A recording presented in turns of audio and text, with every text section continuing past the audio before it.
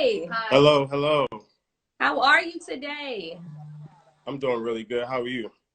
I am great. I feel amazing. I'm having so much fun learning from y'all. So I'm just excited to have you here. So go ahead and just tell the folks who you are, a little bit about yourself and things like that. Oh, yeah. So, again, my name is Tavon Harris. I represent the Emphatic Truth, which is a social media platform and really community based around people of color, promoting strong images, positive images. We have a podcast, a weekly blog, and we also have a YouTube channel where we dedicate really just, knowledge of self, bringing out the best of us in America as Africans in America and understanding what our purpose, what our core purpose is on this land. So I'm really excited to be here with you. I was able to tune in to all the other guests that you had on, and it is good and encouraging to see some other people juggling just as much as we all are during this time. So. Mm-hmm. Because that's the biggest thing, especially during this pandemic. I feel like, I don't know how other people are, but during the pandemic, it's like he said it was a blessing in disguise, which is very true because I have Mhm. time to kind of tackle all these other things. But in the same token, because you're home all day, and it wears on your mental. If you have kids, you have the kids all day, especially if they're like toddlers and stuff. So Mhm. a lot going on, but we have the time to kind of sit down and really try to like flush through our ideas and kind of partner with people. Like, I haven't communicated or been able to network with as many people now via social media that I have before. So I Right. think it's it's a moment for people to just sit down and think of just the good things, just the Mhm. great moments. 2020 is a hellstorm, but think about just the good things, the good moments, even the small connections that came out of this. So it is beautiful. So you juggle Mhm. a lot as well. Tell us how you do Oh it. yeah. So similar to Brother Bun, which is a fellow Alpha brother of mine. I do a lot as well. I have a full-time job where I work as a network manager or network engineer manager at a large corporation. So I do that full time. But then I also have my passion, which is the emphatic truth. And aside from that, I also have the blog that I write weekly posts on, and the podcast, and of course my YouTube that I mentioned. How do I do it? I really have to attack the day. I think my wife will probably tell you I get up around 5:30 in the morning each day. I try to plan my day ahead of time so I can be in front of my day. I don't like to work from behind, so I have to really plan and be intentional about what I do. And that's been a part of my success. I think a lot of times we get discouraged because we have so many things going on or so many ideas. And me being someone who always thinking of something new, I have to make sure I'm actually acting on it as opposed to just thinking about it. So whatever it is, like for instance, when I started the Emphatic Truth, it was something that I actually started around 2012 while I was in college. So I was roughly like a sophomore in college, and we were asked to blog about our past life, or where did we come from. And being from Baltimore, I talked about the struggles there, me being from Baltimore and moving to PA and having that culture shock. So that was my little outlet. I blogged, similar to the lady that spoke about her journaling. I turned my journaling into sort of a blog, and I talked about topics that I felt everyone would eventually talk about, but may not understand where that emotion, where that feeling is coming from. So I think a lot of it is just understanding what your passion is, having a plan, having a routine for what you're doing, and ultimately having a purpose behind what you're doing, because it's going to get, rocky. It's going to get sometimes depressing, right? You have COVID hit us, and all the events that I thought I was going to do this year, all the connections I thought I was going to make, I had to take a slight pivot to make sure that I was still effective. I was still, seen out here as far as my business and brand, but also how can I still make the most out of this, crazy time that we're in. And I think a lot of it is coming from the support, that we have. Like, this was an awesome, awesome setup, awesome idea that you created, and it gave me, a little bit of initiative to say, all right, this is an opportunity for you to, one, help someone else out, but then share a little bit about how did I get through this year. And I just really quick, some of the blogs that I've actually written throughout this year have been intentional about the times that we have been in.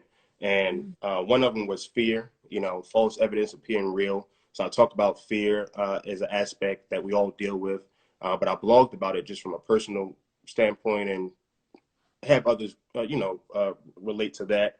I talk about growth and separation on a blog, and also at a podcast where we talk about how sometimes, some people that you may start out with in the earlier years while you're forming a business or you're building a brand or you're just trying to level up in your own life may not be the best for you and may cause you to separate as a result of your growth. And I also talk about do's and don'ts while working from home. I've been working from home really since the pandemic because in my line of work, I don't necessarily have to be in the office. I can sort of make my own schedule, but I try to be intentional about seeing my team and showing them I have their support as the frontline workers that's still going into these different data centers each and every day. But the do's and don'ts while working from home was sort of like a way for me to check myself, making sure I'm not doing things that was going to allow me to fall into a slump or allow me to be like, all right, well, this is just another day. COVID is it is what it is, and I'm not really feeling present, even though I have duties and a responsibility as a manager in my job or whatever. So I think it was owning the times that we sort of fell into. You may not control necessarily the circumstance, but you can definitely control your response a lot of the times. And I have to sort of check myself on that to make sure that I'm actually owning the response and not making excuses of, oh, well, COVID happened, or, well, 43 million people got laid off, or all the other things that I can look at as a negative and re-engineer my mindset to make sure I'm in this growth mindset, So I think that's a lot of how I deal with it. I have to really be intentional. Okay, that you just gave so much good Oh, yeah. information. I'm gonna have to read all of these. You said that was a podcast episode or the blog with the do's and don'ts? So the blog is with the do's and don'ts. All my blogs are on the emphatictruth.com. We have over 15 or so blogs, and I have they've been ongoing for the last 3 or so years, but it touches really every aspect that you may deal with. So I would definitely encourage everyone to check that out and read it at your own leisure. I write it really for myself because it's a reflection tool for myself, but I put it out there because I know if I'm thinking about it, surely someone else may be in a worse situation than I am is surely going to think about it and may use this as their tool to put in their tool belt eventually. Yeah. So you had like a really great growth mindset actually. Is that you've always had it, or how did you develop that through life? Um, I think I think I think it sort of came from the way I was brought up, being raised. I was blessed to have both parents in the household. Seeing my parents work hard. Um, none of my parents went to college though, right? So, but having them being able to instill some of the values in me was really important. So that allowed me to continue to build that growth mindset. Of course, sports, that discipline that you get from sports always helped. And then ultimately, when I got to college, being out on my own, like I said, I'm from Baltimore, but I went to school in PA at Indiana University of Pennsylvania. Okay. And that's roughly 4.5 hours from Baltimore. And I was really the only, you know, person from Baltimore, at least the DMV, around there. But you really find out how to be a man, how to be someone on your own, how to be independent while you're out there. So I think all that sort of helped me build up to what I am and who I am today. It was just really just being thrust into the wind and really understanding how to fly with all the different with the different obstacles that we have. Okay, awesome. So you said, excuse me, you said you wake up at 5 a.m., which is just a thing of its own. Like, Yeah, yeah, like 5:30. So you wake up at 5:30. Are you a to-do list? You said journals. Are you a like to-do list journal planner kind of person? That's how you get in front of your day? Or like what do you meditate? How do you get yourself set up to knock out everything you have going on? Mm-hmm. You said it. It was a ladder. So meditation. So, and that's where the blogs come in. right? The daily articles or the weekly articles, or however often I'm moved to actually write. A lot of that is coming from me listening to people like Les Brown, Eric Thomas, Tony Robbins, a series of other people. But I really found that that space while I was in college, and I was in a dark time, trying to make it out.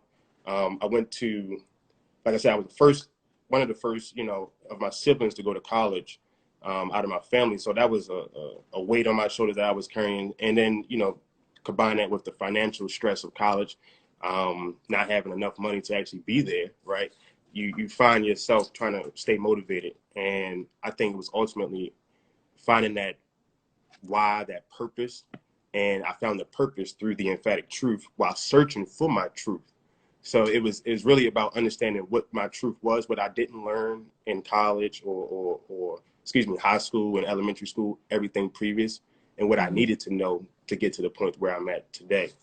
Um, and I don't think it was, one thing or the other. I think it was just a combination of just being, again, thrown into the wind and really understanding what I needed to do to survive. It was more so like a survival technique, for some of us at least. I think that's what it was. Definitely, definitely. Because I know it is difficult like that. And when you think of like your vision and your goals and like whatever planning that you come up with, that whole getting myself up to make sure that I'm ready for my day, making sure I know what I'm trying to do today. Like that's Hmm. an important part in itself. A lot of times, like we just wake up and we go with the flow of the day. And it's cool Hmm. sometimes, but it doesn't work if you're really trying to get stuff done. Like you Oh really yeah. got to sit there and kind of determine what matters. Like I make urgent and important lists, and I noticed that started to help me out a lot. So that definitely connects to what you're saying. It's just the discipline with it. So you Hmm. mentioned school and things like that. How do you kind of keep yourself disciplined now that you don't have it? I know you develop the habits, but how do you maintain it even when it fails or you're just not in the mood? Yeah. So sometimes I may take a step back and like sort of reflect, and it may be at, once again, coincidentally enough, it'll be like at 3 o'clock in the morning, 4 o'clock in the morning. But That's most what you times, if I'm if I'm reflected, it's like it's mad late. It's not really during the day. I'm like sitting in bed, laying in bed, and like reflecting how, if I'm in a slump, for instance, because maybe dealing with personal issues and just may not feel it. I don't feel like posting on the emphatic truth. I don't feel like blogging. I don't feel like doing nothing. And how do I get out of that slump is really remembering my why. mm, And so just a little history about what the emphatic truth really is and how I sort of became so passionate about it. It wasn't until junior year when I was in college that I took my first African history course. So I was a junior and I took the culture of Africa, and it was an anthropology course, and I was a sociology major, but it was really centered around history of Africa, the people of Africa, how did they live, the finances, all that good stuff. Here I am, fresh off line, just crossed, and I'm thinking I knew enough to take the class and be like, oh man, I'm really engaged. I'm an alpha, I'm an alpha now. I'm going to do well in this class. But the reality of it was I did not know nearly enough mm, to really feel comfortable, let alone a part of Africa in the diaspora, even though, we're African Americans or Africans in America. So that was really a culture shock. And it was a culture shock because I was only one of 3 or 4 Black people in the elective course. So here you have a variety of ethnicities, races, and all that in this course. I'm one Black male, the only Black male in the course. We have non-traditional students, and again, this is in Western PA. So this is a PWI, so predominantly white institution. So when we're talking about Africa, the root or their true colors or ideas or what they've learned or the miseducation that they may have learned are coming out in class. And you have, derogatory statements about Africa as far as, the AIDS uh, epidemic that's, it's been really tearing them up for years, or colonialism, or just, just health and hygiene of the country in the whole. And here I am, the only Black male in the class, really can't speak up, really can't talk to it because I literally did not know. So what I did was take that frustration and really go on YouTube. And this is where I became a YouTube junkie. I really learned about documentaries, and really understanding what I did not know throughout high school, elementary school, and middle school, and unlearning that and relearning everything I needed to know to sort of make my life more meaningful, more purposeful, and understanding what I needed to do as a Black male in society. So it was really that birthed the emphatic truth, because it was about that truth that we did not learn in Africa or in our school system, but it's the truth that we're learning now. And that's through what we're talking about here, sort of in the lines of self-determination. What are you self-determined to do? And a lot of that is really me being self-determined to not take the lies and really reinvent what I need to know about African history and my African culture, my heritage, and what Black men need to do for themselves, for their relationships, and for their community. So that's what birthed the emphatic truth. Okay. So when Go. So when you were in college, since you were like basically one of not a lot of Black people, there wasn't any like African associations or like any clubs that were related to that. So funny story. My one of my line brothers actually started his first, the university's first sort of African club, sort of in a way. It was called True Culture University, and he's actually now in Eritrea right now for 2 years. He just left like in November, just like a few weeks ago. But he's been on, that getting the understanding of Africa and its history to the forefront. So it wasn't necessarily a club that was focused on, all right, we're going to go to Africa and really see Ghana and go set up and meet people and look at, how we can set up trade and all this. It wasn't nothing really around that. It was just a broad sense of, oh yeah, here's Africa, here's what they do. Here's neocolonialism, here's independence, here's Congo, learning surface level, because again, this was also a PWI. So my teacher was white, right? I didn't have someone look like me, but she was a great teacher, but it didn't give me the connection that I need to have to really yearn for that. I had found that through, again, being embarrassed in class. I was embarrassed. I could not talk about Africa because I did not know anything about Africa. And with that, it led me to understanding and building a knowledge of self. Okay. That was a good question. I like that what y'all did was took it to action steps, right? So from them kind of being about just the fluff and we're showing you about it, you guys kind of took it into the action steps of let's actually get into it and see what's going on. And then in some capacity, maybe like give back or whatever things. Is that what what his organization did? Right. So that's exactly what they did. They made it a point to not only set up True Culture University and it was a club centered around African, heritage, Pan-Africanism, and studies of African history, but he set it up at different universities, and he set it up also in Ghana and Ethiopia and Eritrea, where he's now at, or now located. But it was, how you have like college clubs.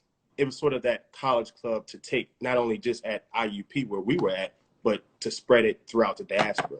So although you may have social clubs in your college that don't really center around African and history, this was really centered around African history and building knowledge of self. And it's a great website, and they do a lot of interviews. They talk about, what it's like to leave America and move to Africa, because they interview some people that have done so.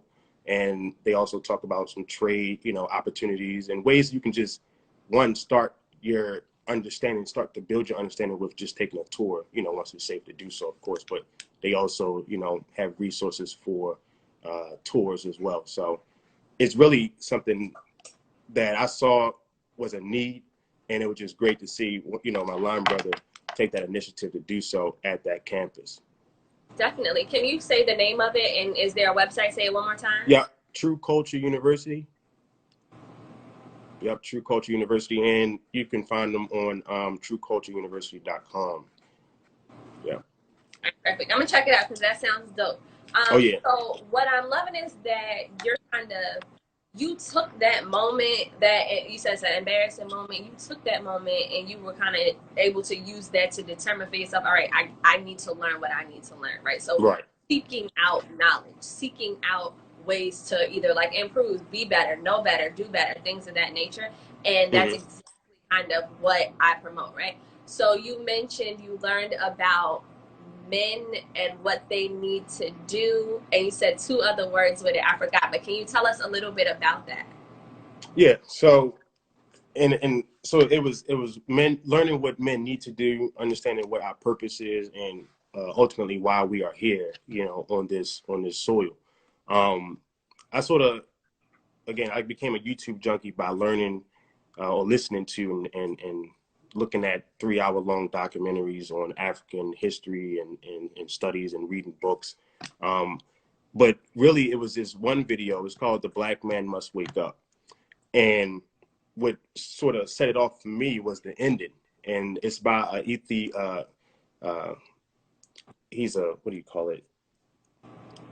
He used to take tours or take people on tours to Africa and Ethiopia and Egypt, but he was also an engineer. He taught at Cornell University. His name is Dr. Yosef Ben Yakinen. So he was very a master teacher is what they called him. But it was his last sentence where he said, "Show me how you treat your woman, and I'll show you the condition of your race." Ooh, okay. So it was understanding that, if we are supposed to be that patriarchal male and, have this, strong presence in society, but yet we're succumb to society by black on black crime, you know, ego tripping, like my frat brother was saying, really just not having a good understanding of who you are, so you can't be anyone or what they need for someone else in the relationship. That's where I sort of started to reevaluate what this purpose was, with the emphatic truth.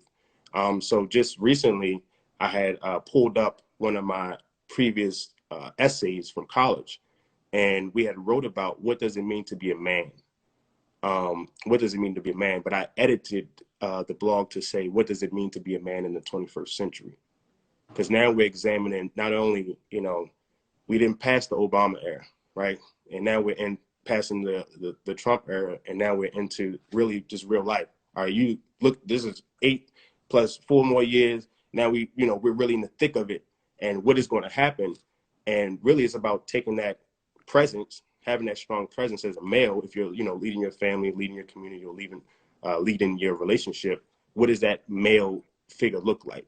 And I think because there's so many misconceptions about what does it mean to be a man, or what does a man look like in society nowadays, I made it a point within the emphatic truth to tell that truth, to speak that truth about my experiences as a male, in at a PWI, as a male, working in corporate America, being the youngest, one of the youngest leaders in the business, leading a team of people that my oldest tech or associated within my team is 70 years old. But how do you still lead that vast majority of people when you're only 27 years old? So it's understanding how, and again, I'm a black man, so we're looking at it in the face of a Freddie Gray. We're looking at it in the face of a George Floyd, Ahmaud Arbery, and they still have to give that level of respect. But because, society has told us to treat black men like this, or we have to treat, black women such as this, I found it a point, within my business or just within my page, to make sure that we're being, once again, intentional about promoting positive black news, intentional about promoting black love, intentional about promoting knowledge of self, and again, self-determination through our avenues of blogs, podcasts, and YouTube channel. But it's really something that I feel like we have to continuously do to make it effective. And that's sort of, I think that's going to take all hands on deck approach to sort of make us get there. Absolutely. This is why I was so like Dad said on kind of reaching out to you and Bun, who was just on, because like I'm a woman, I do a lot of mom blogs and stuff, and we're always talking. Like we're always talking, we're always doing our thing, but I don't see a lot of men kind of doing the same thing to like promote things for each other and get each other to kind of see the different things that you can be at this point. Like you said, like this, we're in a whole different era of life, even at this moment, and what after COVID looks like just for people, after all the social justice issues, just after so many things happening. Like that's gonna be a whole new kind of world once we get out of this. So like what, of course, like you would recommend them to kind of visit your website, of course, read your blogs, listen to your podcast. What else would you recommend for men who are in a space of, all right, this is something that I know I need to do, something I need to figure out for myself? Like, where would you direct them to get started into like kind of opening up their consciousness and awareness of what a man can be, and not the toxic concept that has existed for Black men for so long? Right.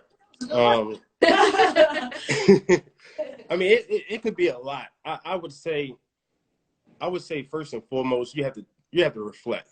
You know, you have to reflect, take a self-reflection, take a self-evaluation, really understand where you are at in society right now. What is your stance, right? Are you that someone that, you know, what really, I ask men all the time, what is your legacy? What do you want your legacy to look like?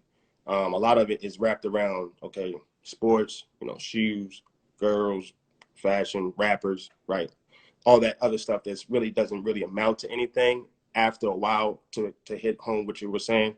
So to really center around being a man and being the best man, you know, for our significant others, or just being the best man for our community, I think it really has to start with understanding your passion. If your passion is not to be a business owner, it doesn't discount you to support a business, to shout out that business, right? If your passion is not to be, you know, someone who's totally, you know, involved in this progress or is in this fight, it's still not a discount for you to not support the women, or not to make, you know, claims and statements to reaffirm, you know, Black women in a positive way, as opposed to, you know, fall into the trap of, you know, discrediting and having that toxic instigations and all the other stuff that we see on social media. So I think a lot of it is around where that man is at.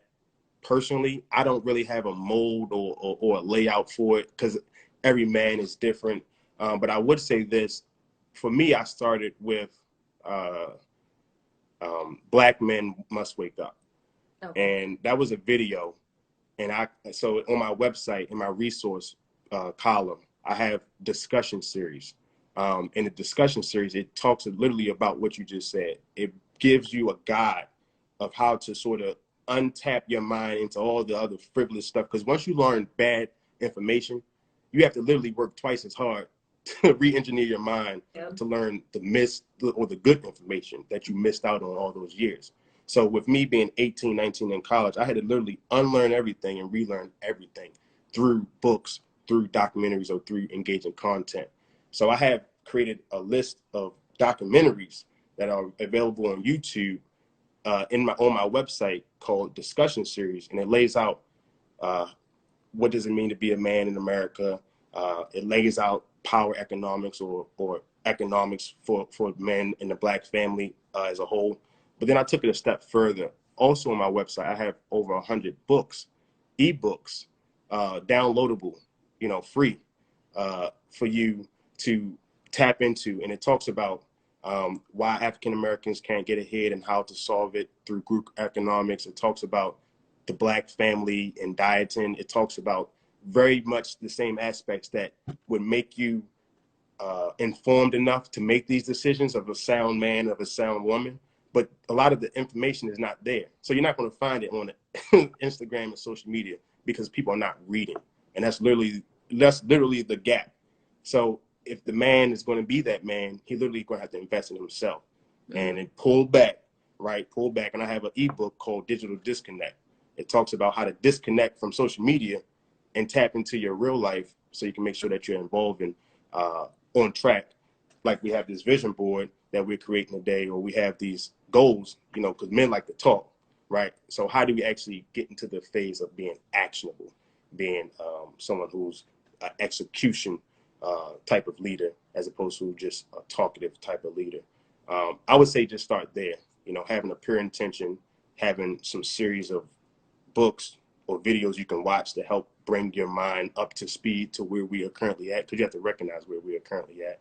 A lot of men and women and just society is not in tune to where we are at in society right now. So you have to be present. You have to be conscious about it, and then have a true passion for it, so you don't get mixed up or get discouraged, because the truth also hurts.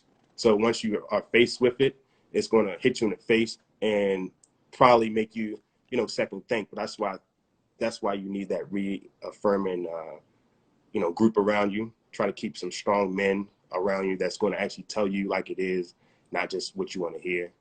And keeping some, if you have a significant other, that's even better, because a lot of times you don't have someone to be vulnerable with, right?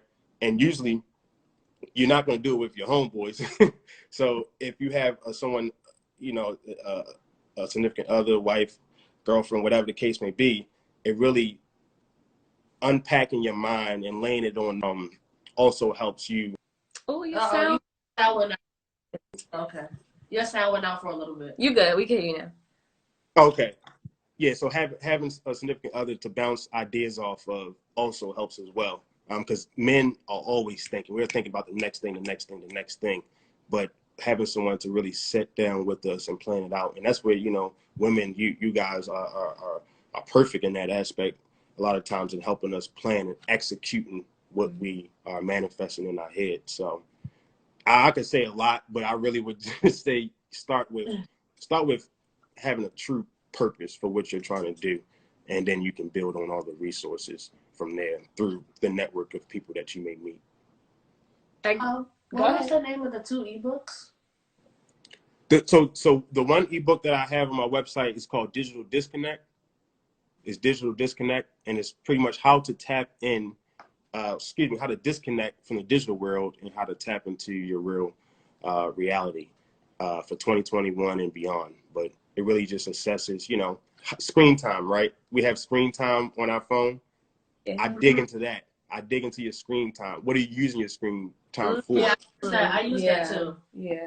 Yeah, so it talks about that. And then the Dropbox of 100+ books can be found on the resource tab on theemphatictruth.com.